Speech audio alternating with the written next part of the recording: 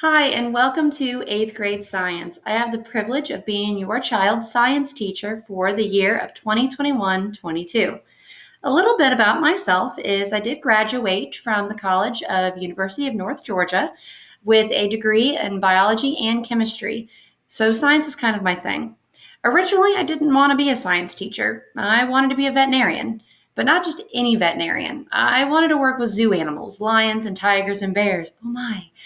But along the path of growing up and working with children, I realized that my true passion was teaching. So now I bring my passion for science and the natural world into the classroom to hopefully inspire your children to be natural born scientists as well. This is my 10th year teaching 8th grade science. I've always been in 8th grade. It's the grade I love. It's the grade that I connect most with, and I have a lot of fun doing 8th grade. I've also been teaching the high school curriculum to 8th graders now for 8 years. That includes the science fair, which we'll talk about a little bit later. This is my third year here at River Trail. Previously, I was down the road at Autry Mill Middle, so I've always been part of this community. I live here, so I wanted to do more for the community that I live in and that my children actually go to school in. So that's a little bit about myself. I do have two children. Lorelei is a sixth grader here at River Trail, and then Landon is just started kindergarten at Shakrag. My husband is an alum of Auburn. I did not go there, but I am an Auburn fan. And yes, we like Thomas the Train as well. So now everything that you've been waiting for is our curriculum. Physical science is part physics and part chemistry. The first semester will be focused mostly on chemistry, including properties and changes of matter, atoms in the periodic table, elements, compounds, mixtures, pure substances, acids, bases, and solutions. And then, of course, getting into a little bit of the high school chemistry where it comes into bonding, nomenclature, reactions, and radioactivity. We'll also be studying energy, force of motion, electromagnetism, and waves next semester as part of our physics unit. We will be doing lots of labs and experiments. We do use chemicals, but everything is safely controlled, don't worry. And we typically have about a lab a week, possibly two. Sometimes we even have an extended lab project that we do all in class. You'll never have to expect to do a lab at home unless we go virtual, but hopefully that won't happen. Students are expected to take the milestones or EOC at the end of the year. High school students will take the EOC, but it is not part of their final grade, just like the milestones is not part of their final grade. It's just to check where they are. The science fair, hopefully your students have come home and started talking about this. It is a requirement for the high school class. In science fair, they will have a composition notebook, which is their logbook, and eventually they'll have one of those trifold boards. They don't need that yet. Science fair, which we started last week, composes an experiment that they have interest in. They can work individually with one other person or in a group of 3, and they've already picked out their groups and partners. This week, we'll be looking at topics and starting our research for their topic of study. I do ask that their topic is related to the science that we're going to be learning this year so that I can help them foster that science that they'll be learning throughout the year. Science fair, even though it is a huge time commitment, I will be there for every step of the way with checkpoints, benchmarks, and assistance. So it is a semester-long process where our class fair will be held in December. Once our class fair is held, then we'll have a school fair, probably the last week of December, where 5 projects will be voted on by everybody in the school. And those 5 projects will move on to the county fair in February, which is virtual this year. The reason why I enjoy doing science fair is it fosters that natural curiosity of exploring the world around them, of what they're interested in. And it takes the process of science from learning it in just a book to actually doing it. So even though they may complain about it for a while, it is something that all my students have come back and said, thank you for making me do this. And some of my students have even made it to the international fair later on in high school, which is pretty cool. The other question I received was, is this a high school credit course? Yes, it is. Because this is a high school course, they can earn credit that goes toward their high school GPA if they accept the credit. The way it works is in high school, they will need 4 credits to graduate.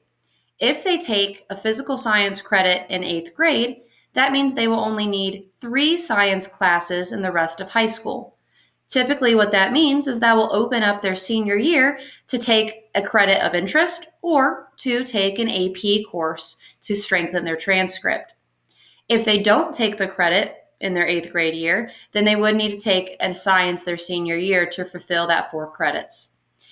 The path to high school typically goes from biology in 9th grade, everybody takes that, and then it splits. Students who are going into more of the sciencey fields, medical profession, animal sciences, physics, will go toward the chemistry path. They will take chemistry in their 10th grade year, physics in their 11th grade year, and then they would have an option for a science elective. If they are more of a humanitarian side, journalism, writing, media, they're going to take the earth science in 10th grade, and then they will take the physical science, which is what your student is in now, in 11th grade. Students have to have a P science in order to graduate. That would be a physical science or physics. Most of your students will choose physics in high school. That would take our physical science class and be their science elective credit to be for your graduation plan. I highly suggest that you do take the high school credit. It only strengthens their transcripts and not weakens it. So if they have an 85 or above, I strongly suggest accepting the credit at the end of the year. And more information will come when we get to that point. We will be using Teams this year. Teams is the one-stop shop for everything that you will need to know and your student for our class. Our channel is compromised into our general channel, our assignments channel, class meeting channel, weekly lesson plans, our class notebook, and our calendar. The general channel holds our daily agenda for the class, and if they're absent or at home for the day, they can easily click on this channel to see exactly what we are doing and what they need to accomplish, even if they're not home. The assignments, sometimes I will post digital assignments for them to practice with. Sometimes they'll be formatives. And if your student is virtual or absent for the day, I will send what we're doing in class through the assignments as a digital link so they can keep up with us even though they're not there. I also post my weekly lesson plans in the weekly lesson plan channel. This is where you can also go if you are absent so you can see what exactly we are doing for the day and for the week. The class notebook is where I put all our PowerPoints and notes, and you can always go back to it to refer to them in other units. And then there is our calendar. The calendar is linked to a Google Calendar that I've created that kind of helps us pace our units and as well as notify you for upcoming tests. So everything will be in the Teams channel for you and your student to utilize to help prepare for our classroom. We are in the mastery-based learning in Fulton County, and what that means is we want to make sure that they master the standards. Mastery of the standards is 80% of the material learned. If your student masters 80% of the material, we call that mastering the standard, and we move on. If they have not mastered the standard, then we do remediate and recover that so that we can move on at the pace that they are ready for. We are breaking our grade system into 3 categories this year. Major, which includes test, projects, and science fair. Minor, which includes labs and quizzes. And practice, which is our classwork and homework. Our major will be mostly test on Illuminate and our science fair, which will count as 2 major grades. We'll also have some major projects, DBQs, and PBLs later on in the year that will also count as a major grade. Minors are going to be all the labs that we do, and we do quite a few. We have online labs, and we also have various amounts of hands-on labs. Typically, we do about a lab a week. Sometimes, if we get into a unit that's more like periodic table, there will be less labs hands-on, but more virtual labs. So we do have a wide array of that. Our practice is anything that we do during class and in our notebook. Our class notebook is called the ISN, which stands for Interactive Science Notebook, and it's just a composition notebook in which all notes, handouts, labs, and activities get glued into one space. That one space is a tool to help them use to study. Our high school science textbook is another tool that they could keep at home, because I will never require them to have that in class, to use as a reference. Students are expected to be on time and prepared for class, and they've done a really good job at this so far. I also want them to do their very best work. Notes and class assignments should be reviewed nightly. I hardly give homework. The only homework that they will ever have is studying. And if they didn't finish their classwork throughout the day, they will need to finish that at home. But I always give them time to at least start on their homework in class.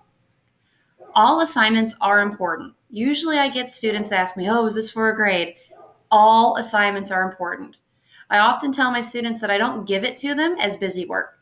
Everything I give to them will help them prepare for their upcoming summative and then the EOC later on in the year. Absences is going to be a big thing this year. Absences can now be virtual or just absent from both. You can pick 5 days per semester to be at home virtual if you need a day to stay at home. You can coordinate with me and I will get with you to make sure your student has everything they need for an asynchronous science lesson that day. If the student is sick and can't do digital work as well, just counts as a normal absence, but it will not count against their attendance record as long as you notify the school.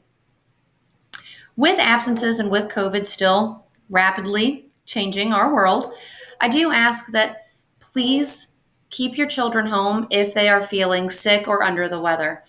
Everything that we will be doing in class for the day will be online. They can keep up and not miss school just because they're feeling bad.